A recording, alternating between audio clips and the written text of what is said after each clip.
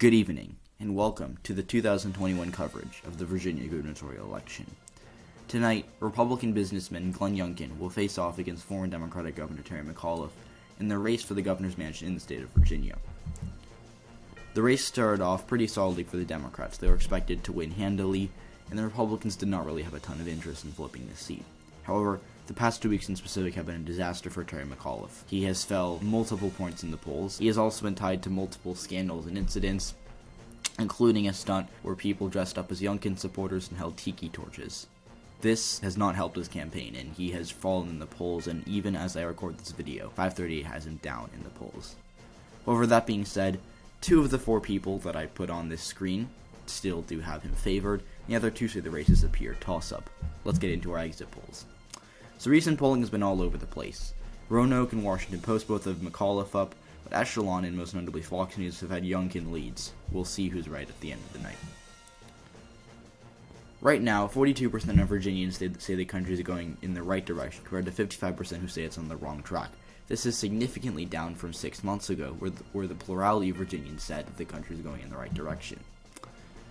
57% of Virginians view Trump unfavorably, compared to only 40% who view him favorably, but Joe Biden isn't too popular in Virginia either. He only has a net 1% positive approval, and he won by 10%, it's still below 50, so it's not even a majority. Terry McAuliffe is still more favorable than unfavorable, but a lot of Virginians don't know as much about him, so 49% of Virginians view him favorably, compared to 40% who view him unfavorably. Same with Glenn Youngkin. It's much less on him, with exactly 45% viewing him both favorably and unfavorably, but it'll really come down to the 10% who will decide this election. And now, the polls have just closed on the East Coast, which for us is just really Virginia. Now in Virginia, with 15% of the vote in, we can report that Glenn Youngkin has a lead, although it's very early, and as we know, Republicans tend to jump out to early leads in Virginia before usually losing those leads. And we are now going to show you our next result at 7:37 on the East Coast, and the gap is closing quickly between Terry McAuliffe and Glenn Youngkin. McAuliffe now 40% of the vote, Youngkin a little over 57.5% of the vote. Will keep you posted. So the race is still going to be too close to call. It is now 8:13 p.m. on the East Coast, and we have breaking news with just half the vote in. Terry McAuliffe has taken the lead over Glenn Youngkin. This is great news for him, and he is likely to expand this lead as the night continues. As you can see, Virginia, we're still not going to call it yet, but it does look quite good for Terry McAuliffe.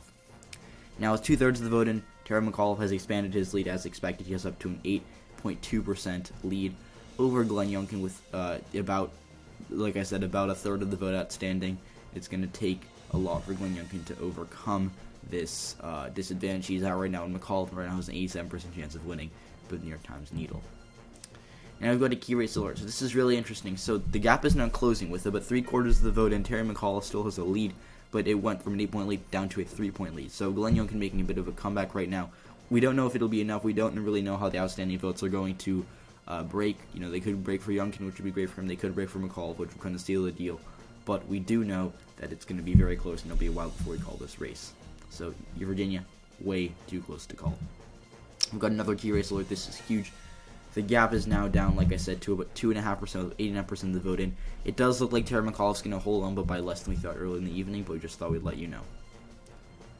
Like we said, we're not going to call it yet, but we do expect a projection soon. And now we've got some major information. This is a key race alert. This is shocking, really. None of us really expected this, and I'm quite frankly, really stunned by what just happened. So, as you can see, the gap is now down to 0.19% between Terry McAuliffe and Glenn Youngkin. McAuliffe at just over 49.22%, Youngkin scraping 49.03% of the vote. It's going to come down to the last couple ballots. We've got a little over 10,000 votes outstanding in this race, with 95% of the vote in. It'll be really close, and we're going to have to wait and see for how these votes break, because really, it's anyone's game right now. Youngkin is expected to win these ballots, but very narrowly, and he's down very narrowly, so it's going to be unbelievably tight.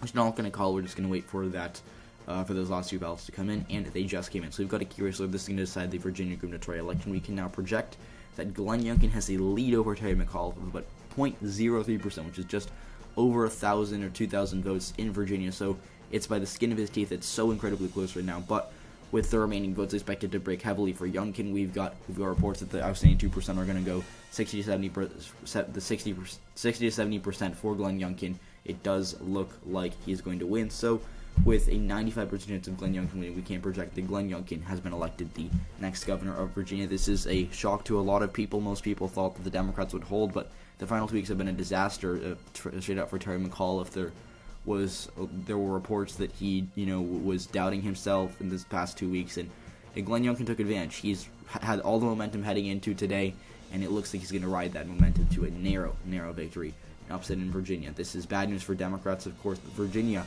the first gubernatorial flip of Joe Biden's presidency, and it's not a good one for his party. Virginia flips red for the first time since 2009. So, with 7:26 a.m. on the East Coast, we've got about every vote counted, and it looks like it's going to be about a 0.37% or 0.36% victory for Glenn Youngkin. Again, it was very close. It was, I'd say just as close as anyone expected. But Glenn Youngkin came out the winner, which was not expected. I mean, he had a chance, he had the momentum, but still pretty crazy to see a Republican win in Virginia, which state they have not won statewide since 2009. So, yes, like we said, Virginia going to go for Glenn Youngkin. Glenn Youngkin has been elected the next governor of Virginia. So thank you for watching this video. This is just a fun scenario. I'll release an actual prediction on Tuesday morning, but I hope you enjoyed.